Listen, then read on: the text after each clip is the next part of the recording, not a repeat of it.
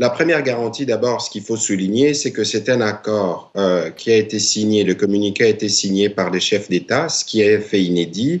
Et la particularité de ces mini-sommets de Luanda, c'est qu'ils réunissaient à la fois les deux processus de paix, l'un amorcé par l'Union africaine autour du président angolais dans le cadre de la CIRGL, et les processus initiés au terme de l'adhésion de la République démocratique du Congo à la communauté de l'Afrique de l'Est. Vous aviez donc le président en exercice de la CEAE, le président burundais, le président angolais, mais aussi le président honoraire du Kenya, Uhuru Kenyatta, le président Tshisekedi, bien évidemment, le président Kagame s'est fait représenter par son ministre des Affaires étrangères. Les communiqués ont été signés par tous les présidents. Vous savez que les M23, depuis les débuts de ces hostilités, est représenté par le Rwanda, disons les choses telles qu'elles sont.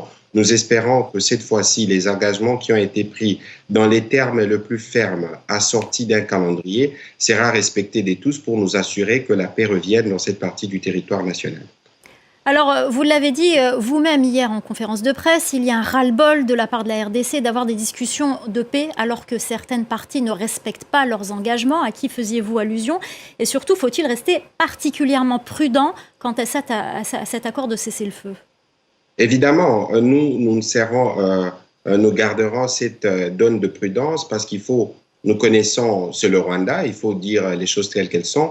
Et d'ailleurs, ce soir, vous avez suivi un communiqué du département d'État qui demande au Rwanda de manière claire de cesser tout appui au M23. Nous espérons cette fois-ci, comme l'engagement est plus ferme, comme les deux processus de paix ont interagi ensemble, que le Rwanda se tiendra à respecter ce qui est prévu. De toute évidence, si cela n'est pas respecté, il y a des mesures, notamment la force régionale, qui sera obligée de recourir à la force effectivement pour déloger les M23. Et donc aujourd'hui, nous pensons que c'est une nouvelle fenêtre qui s'ouvre pour essayer de voir la bonne foi des uns et des autres, mais nous sommes convaincus que nous arriverons au résultat escompté.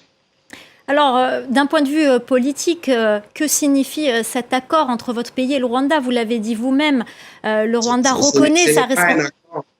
Ce n'est pas un accord entre la RDC et le Rwanda. C'est un accord pour un cessez-le-feu dans l'est de la RDC, mais que signifie le fait que le Rwanda ait pris parti?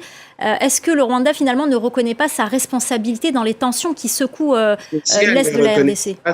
Si elle ne reconnaissait pas, si le Rwanda ne reconnaissait pas sa responsabilité, il ne se serait jamais engagé, que ce soit à Nairobi, que ce soit à Luanda ou à New York autour du président Macron, à porter la voix du M23, à s'engager pour dire au M23 d'arrêter. Aujourd'hui, il ne faut plus passer par le dos de la cuillère. Il est établi que c'est l'armée rwandaise qui opère derrière le M23. Il y a un rapport d'experts des Nations Unies qui l'atteste. Il y a les départements, le gouvernement américain qui en parle de manière claire et tous les services de renseignement étrangers sont au courant et savent que le Rwanda est derrière les M23, les Rwandais aujourd'hui diplomatiquement isolés. Il n'y aura pas d'autre choix que de souscrire à un schéma qui est communément convenu parce qu'il faut regarder, c'est que les mini-sommets réunissaient à la fois toutes les initiatives de paix. Ceci engage une dizaine de chefs d'État qui sont réunis, que ce soit dans le cadre de la CIRGL ou dans le cadre de la communauté de l'Afrique de l'Est. Il est important que cela soit respecté pour que finalement nous puissions nous assurer que nos compatriotes qui sont déplacés puissent bénéficier de l'assistance humanitaire et puissent retourner chez eux, parce que c'est cela la face la plus dramatique de cette aventure du M23. Alors, est-ce que cela annonce un dégel entre la République démocratique du Congo et le Rwanda? Ou est-ce trop tôt pour l'annoncer? Je crois que dans la lecture du communiqué, il est donné une période d'à peu près 60 jours pour voir dans quelle mesure nous pourrons continuer la conversation.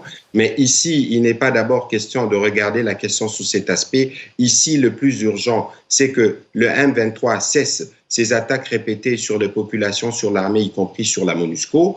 À partir de ce moment-là, nous pourrons traiter les plus urgents la situation humanitaire et dans les cadres des mécanismes régionaux qui sont prévus, nous allons évidemment discuter, voir dans quelle mesure on pourra avoir des mesures de confiance pour essayer de reconstruire une relation qui était déjà difficile, qui a été perturbée sérieusement et nous espérons que cette fois-ci, le Rwanda s'acquittera de sa part de responsabilité pour que cette paix revienne d'abord dans ces parties touchées et puis par la suite on envisagera les possibilités d'un retour des relations bilatérales mais qui devront cette fois-là se refonder sur de nouvelles bases de confiance qu'il faut restaurer absolument.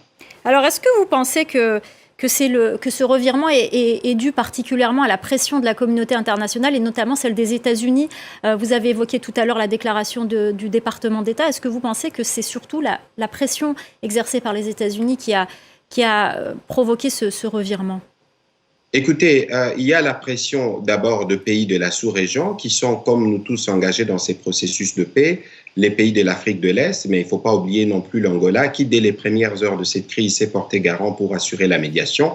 Il y a évidemment la pression américaine qui, elle, est publique, et il y a notamment la pression des Nations Unies, même si le secrétaire général n'a pas pu dire les Rwandais ouvertement, mais je crois qu'il y a des messages qui passent, notamment au niveau de la France qui assure une partie de la médiation et nous espérons que cette fois-ci, le Rwanda, pour ne pas s'isoler diplomatiquement, s'engagera à respecter ce qui doit être respecté, ce qui est prévu dans cet accord, auquel cas nous allons continuer les plaidoyers, solliciter et demander des sanctions parce que le cas d'agression est avéré. Il y a un rapport des Nations Unies qui l'atteste et ce sera encore plus difficile pour eux en ce moment-là. Donc il est bon de saisir cette opportunité offerte par la sous-région pour que nous puissions commencer à discuter paix, pour que nous puissions finalement profiter de notre adhésion à la communauté